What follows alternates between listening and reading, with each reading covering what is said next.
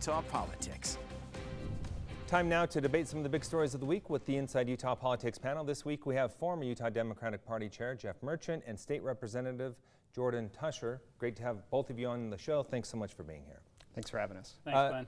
Unfortunately, this first topic is something we're talking about again. We spent some time on the panel last week talking about the shooting in Buffalo. Now we're turning to this awful shooting in Texas. So maybe if we could, for the purposes of not getting into the same thing, let's focus specifically on the school element. And Jeff, let's start with you. What can and should be done to keep kids safe at school on the heels of this tragic event?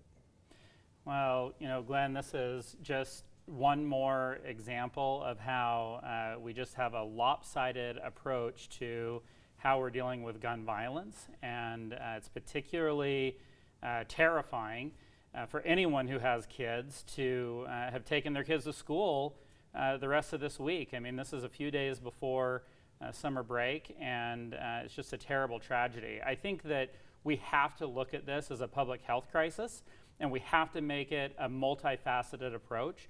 That means looking for ways to prevent people with mental illness from getting guns, but it also means finding ways to reduce just the number of guns that we have out there, the way that people are able to use those guns, and the ease for which young people in particular. I mean, this kid bought two AR-15s the day he turned 18.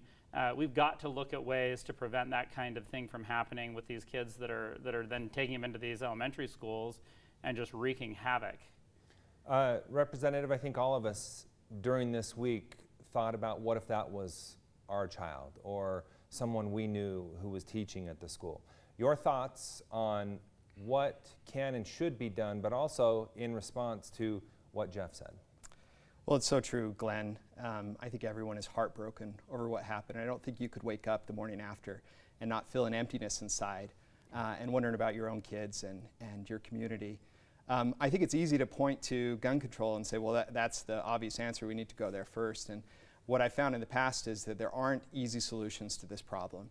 And I think, quite honestly, this is a much bigger issue than gun control. We've got an issue in our society now that allows for these types of things to happen. And we need to look really strongly at things like mental health. What's causing someone to wake up and want to shoot up a school? We need to look at the safety of our schools. What else can we do to ensure that our kids feel safe? I know that Representative Ward, a Republican, had a bill a few years ago that looked at funding more security at our schools. I think the time has come to look at that more closely and ensure that our kids are safe at school, regardless of what guns may or may not be in the community. And I think beyond that, we need to use what we have. I know the legislature has taken a big approach at looking at mental health and how we can empower students.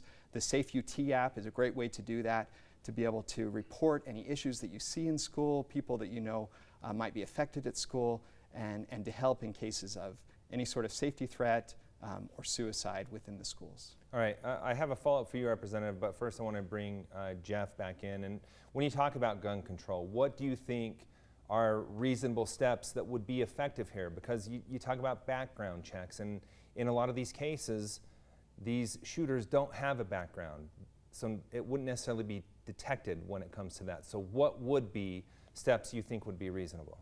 Well, I mean, I think that, you know, first and foremost, just finding ways to reduce the number of guns that we have on the streets would be a good thing. There are more guns in this country than there are people in this country. And the reality is, you know, what we're trying to do is fix a broken faucet with the water still running. That's a really hard thing to do. And I think that we need to be able to find ways, such as background checks, but also doing other really simple things like making guns harder for small children, harder for teenagers to even be able to use. I mean, we had that technology in the 19th century, and we don't utilize that technology anymore. We have more research grants out there for cholera than we do, and when I say that, I mean like 400 grants for that. 300 people had cholera in this country last year. Meanwhile, 45,000 people died, and we had 3 federal grants for researching gun violence in this country. We have done everything we possibly can to bury our heads in the sand on the gun violence problem in this nation. and it's really time for us to start taking it more seriously. Okay, Representative, one thing I wanted to bring up with you, another trend we've seen in these cases is that there have been warning signs out there, be it social media, through family members. Yet, Republicans in particular have been resistant to, say, red flag laws. Why is that, and could that potentially be a good option in these cases? Well, in some cases it might have helped, in other cases it wouldn't have helped. I mean, you look at the shooting back in New York, and though they have the laws on the books, it didn't help at all for that mass shooting that we saw there.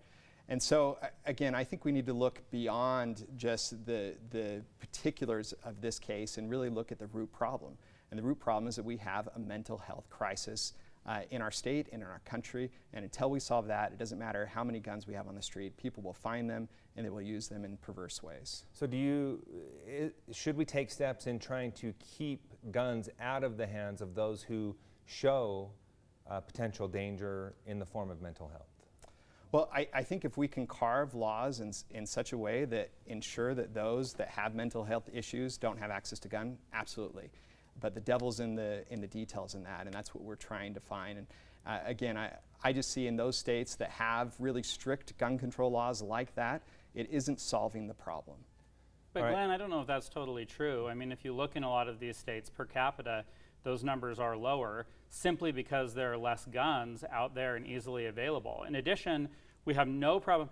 This kid could not have gotten a cigarette. He could not have gotten a beer. He could not have gone into a strip club. He couldn't have even rented a car, but he was able at 18 to go and get a gun. I think that this goes far beyond just mental health. You know, we can regulate cars, we can regulate seat belts, we can regulate guns. But is it also not true, Jeff, that when things are illegal, people still find a way to get their hands on them? Sure, of course, if somebody absolutely positively wants to be able to do that, they can.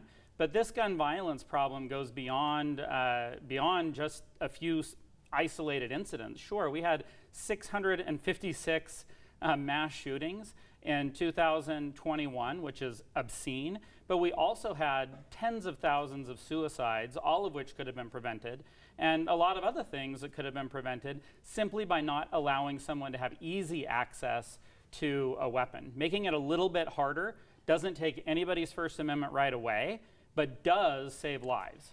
And Glenn, what I would add is if you look at Texas, they had laws in the books that say that you couldn't hold a handgun at 18 years old. He broke the law, right? He went and had a handgun. You look at Chicago that has some of the strictest gun control laws that we have in the country, and there are mass shootings every single weekend. And so again, we need to solve the root cause of the problem, not just what's on the surface.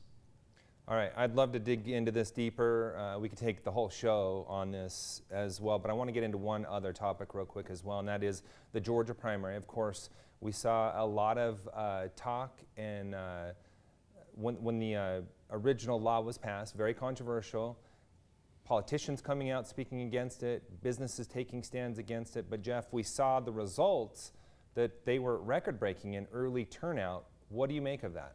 Yeah, I think that this is, it's really interesting. I think first and foremost, though, we probably are putting the cart before the horse a little bit. It's only been a few days, and I think that the devil is certainly going to be in the details to see how many absentee ballots were rejected. That was a big aspect of this bill that has not been really addressed yet as a result of the primary that was only a few days ago. In addition to that, I think that this shows the tremendous work that Democrats on the ground did in Georgia to re-educate individuals and help them. Keep in mind also that for all the talk about this bill, the Republicans did pull back on a number of important provisions that Democrats and election advocates have been fighting for, including not allowing voting on Sunday, which they did not ultimately pass. So this bill ended up being still pretty bad, but not nearly as bad as it could have been. And frankly, you know, the people voting in a primary are not the people voting in a general election. The people voting in that primary wanted to be there, and we still need to work to get more people out and vote when it comes to November. Representative, what do you make of all the talk we heard as the law was implemented versus what we saw in the first go-around with this primary? Yeah, it's really interesting, right? You're seeing huge numbers of ballots being cast, 3 times the number that they saw in 2018 in a similar election. And so a lot of the talk that we heard, especially from the left, that this was going to suppress votes simply wasn't the case. And I think it goes to prove that you can have strong election integrity laws and still get people out to vote.